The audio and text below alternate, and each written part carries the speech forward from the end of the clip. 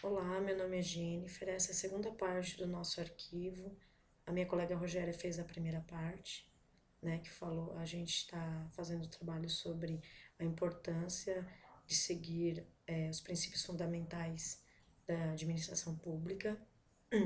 A administração pública não consegue ser eficiente no nosso ponto de vista, devido à maneira de pensar da maioria das pessoas e de alguns dos próprios servidores públicos, de que todo funcionário público é perdulário, que trabalha pouco e são menos eficientes que os trabalhadores do setor privado, que só pensar em ter estabilidade no emprego, que não se tem que cumprir direito e horário de trabalho.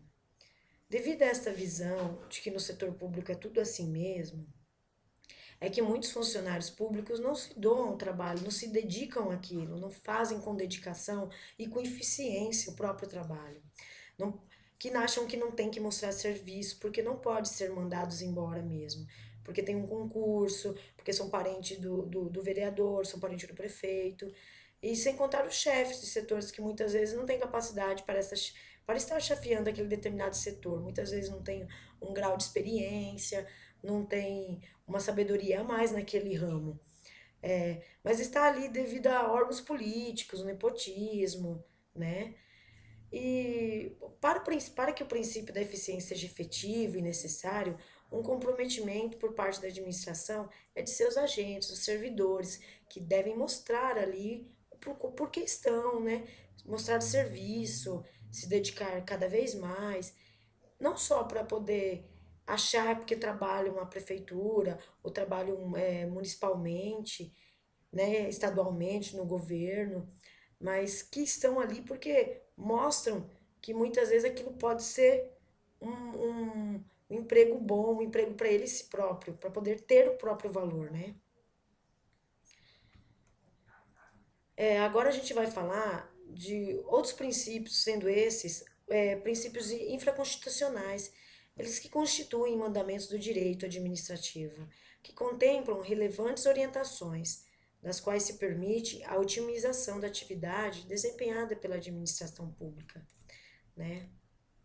Porque fora aqueles cinco que são legalidade, impessoalidade, moralidade, publicidade e assim principalmente a eficiência, a gente ainda tem outros, né, que também são ali brigados pela lei. Lógico, não são assim muito, não aparecem com muita frequência, mas são necessários, né? O princípio da finalidade impõe o alvo a ser alcançado pela administração.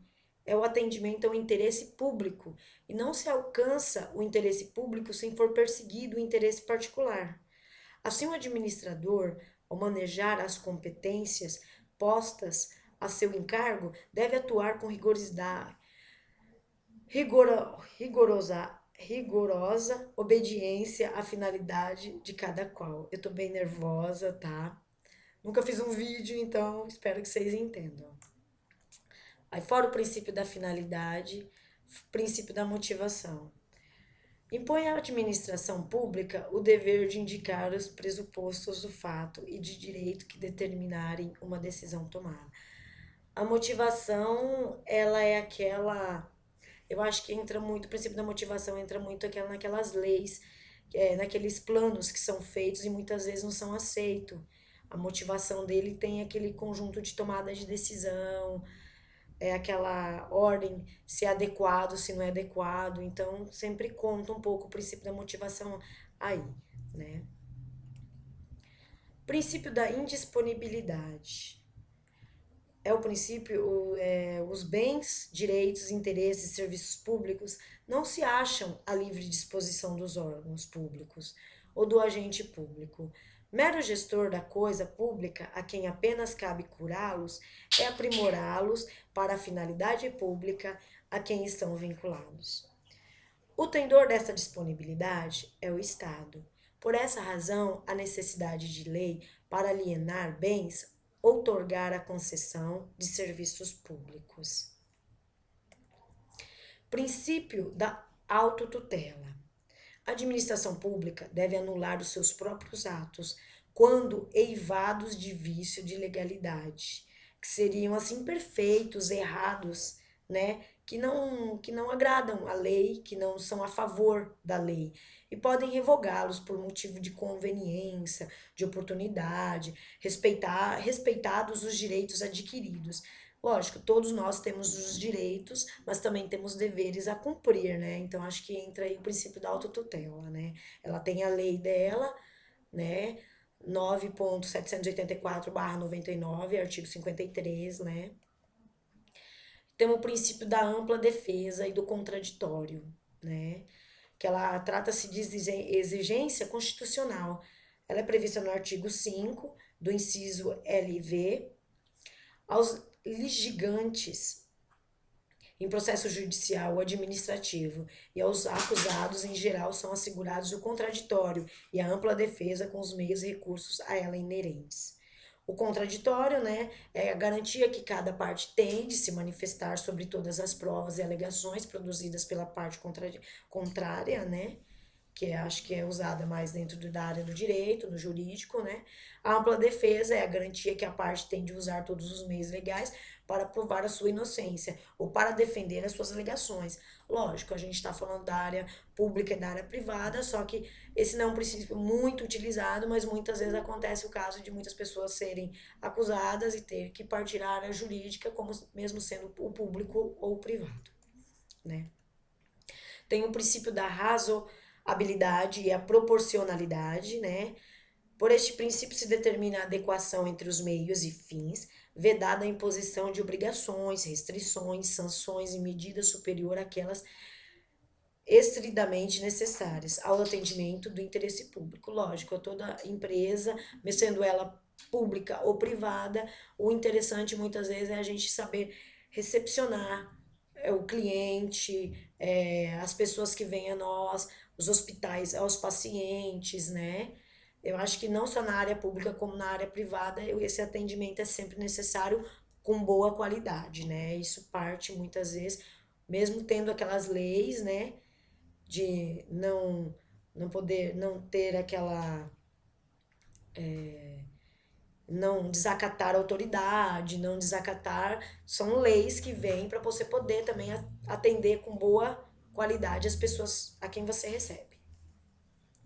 Princípio da segurança jurídica. O princípio da segurança jurídica está contido no caput do artigo 5 da Constituição Federal. Todos são iguais perante a lei, sem distinção de qualquer natureza, garantindo seus brasileiros residentes no país a inviolabilidade do direito à vida, à liberdade, à igualdade, à segurança e à propriedade nos termos seguintes, né? Todos nós temos, igual aquela hora eu disse, deveres e direitos, né? Para muitas vezes a nossa própria liberdade, a gente tem que saber aonde a gente pode ir, com quem a gente pode andar, sabendo que muitas vezes para tudo que a gente faz tem leis, tem ordens. Se para uma empresa pública privada tem, para as pessoas, para os seres humanos, por ser um próprio ser humanos, a gente também tem essas leis. Necessário lembrar que o texto constitucional, ao introduzir a segurança jurídica, como um dos seus princípios, assim, né, empreendeu-lhe conotação de direito fundamental, uma vez que detém a função de garantir, tutelar, proteger os direitos conferidos aos sujeitos de direito, né. Isso é um pensamento, né, ou como se diz, segundo Evandro Silva Barros, em 1991, né. E a gente deixa um pensamento aí para você que está vendo o vídeo, né, de tanto ver triunfar as nulidades, de tanto ver prosperar a desonra, de tanto agigantarem-se os poderes nas mãos dos maus, o homem chega a desanimar-se da virtude, a rir-se da honra e a ter vergonha de ser honesto. Rui Barbosa. Eu acho que para mim e para a Rogéria esse pensamento fala muito sobre os princípios da lei do público e do privado e hoje em dia junto com o jurídico, que conta muito em todas as situações, que sempre se socorre mais nela, né? E o nosso vídeo fica por aqui, é o que a gente tem, mais ou menos, que espero que vocês gostem, tá? Obrigada pela atenção e desculpe o nervoso, que é a primeira vez que a gente faz isso, tá? Até logo.